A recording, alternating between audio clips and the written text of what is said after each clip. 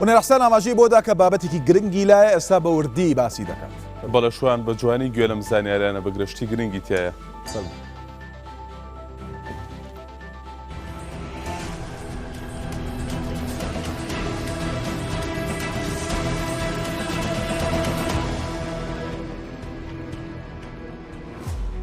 دوجار کێ لە کلاسیکۆی هاوڵاتیان و حکوومەت هێرێمی کوردستان لە بابەتی باج براوە دەبێت. باج نییە بێ هەبوونی نوێنەرایەتیکردن. ئەمە یەکێک بوو لە دروشمەکانی شۆڕشی ئەمریکا دژی بەریتانیا. ئەم دروشمە بۆەوە بوو پەیوەندی نێوان حکوومەت و هاوڵاتیان وەها ڕێک بخرێت دوور نەبێت لە بیست و ئیرادەی باشدەران. بازدان لە وڵاتانی پێشکەوتووی جیهاندا نابێت تەنها وەک سەرچاوەیدا سیر بکرێت، بەڵکو ئامرازێکی کاریگەریشە بۆ سەر لە نوێ دابشکردنەوەی داهات. دەبێت بازدەر دڵنیا بێت کە پارەکەی خەرج دەکرێت بۆ خزمەتگوزارە گشتەکان و ڕێگاوبان و پەروەردە و تەندروستی و بێکاری و بەسەڵاتوان. بەپێی داتا و توێژینەوەکان ئەو حکومەتانەی پشت بە باش دەبەستن باشتر گوێ لە هاوڵاتیەکانیان دەگرێن. بابینە سەر هەرێمی کوردستان و بزانین کێشەی باشدان چییە؟ یەکەم، ناتوانرێت باشدان بە یەکسانی بەسەر هەموواندا بسەپێنرێت. دووەم، بەشێکی کۆمپانیاکان هی خەڵکانی خاوە نفوسی سیاسی و سەربازین، ئەوانەش یان باج نادەن یان لە وەرگرتنی بڕی باج چاوپۆشیان لێ دەکرێت. سێەم، ئەو باجەی کۆ دەکرێتەوە ناڕواتە خەزانەی حکوومەت و بەشێکی زۆری دەڕواتە خەزێنەی حیزبە دەسەڵاتدارەکان. چوارەم، نزیکەی 30% داهاتی نەوت دەگەڕێتەوە خەزانەی حکوومەت و بەشێکی پارەی نەوت دیار نامێنێت. ئەوەش پرسیاری دروست کردووە ئیتر بۆچی هاوڵاتیان باج بدەن.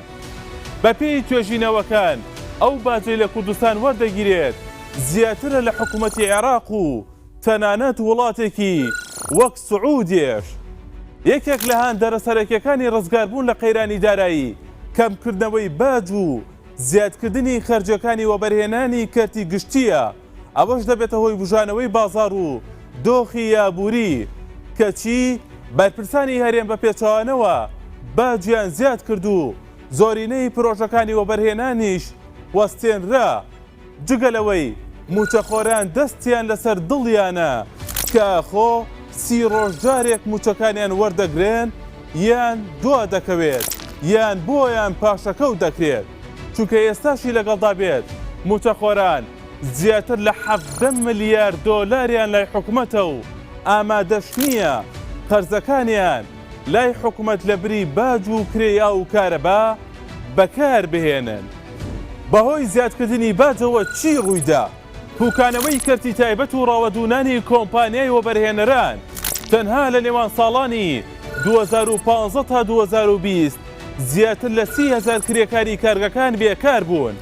لە 4,000 کارکەی پیشەسازی کوردستان کەمتر لە 1500 دانایان ماون و ئەوانی دیکە لە کار کەوتونیان ڕۆیشتون بۆ بەشەکانی دیکەی عێراق، چونکە لەوێ جگە لە باجی کەمتر کارەبا و غازیشان بە نرخی داشکا و بۆ دابین کراوە.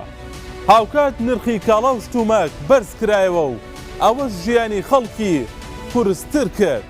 چی کاتێک ئاساییە باج بدرێت داهاتی باج ڕاستەوخۆ بگەڕێتەوە خەزێنەی حکوومەت نەک بۆ خەزێنەی حیزبە دەسەڵاتدارەکان. هەبوونی سیستمی بانکی پێشکەوت و پێدانی موچە 30 ڕۆژجارێک لە ڕێگەی هەژماری بانکیەوە بچێتە سەر حسابی بانکیەکەت. داهاتی باج ڕاستەوخۆ بخرێتە خزمەتی ڕێگاوبان و بازاڕ و ئاوەدانکردنەوە. هەموو کۆمپانیا و بازرگانەکان وەکو یەک باج بدەن. وڵات پێش بکەوێت و هاوڵاتیان ژیانیان سەقامگیر بێت و سوودیان لە نەوت و ژێرخانی یابووری بینی بێت. پاشان حکومەت بیر لە زیادکردنی باج بکاتەوە هاوشێوەی ئیمارات کە دوای چەندین ساڵ لە گەشەکردن و خۆشگوزەرانی هاوڵاتیان و هێنانی چەندین کۆمپانیای بیانی و بازرگانی دەرەکی بۆ ناوخۆی وڵات ئەو کات بیر لە زیادکردنی باج دەکاتەوە. دوای بینینی ئەم زانیاریانە بڕیار بدە تا چەند ڕەوایە باج بەم شێوازە بدرێت لە هەرێمی کوردستاندا وەڵامەکەی بۆ تۆی هاوڵاتی و حکوومەت گوێ دەهێڵین.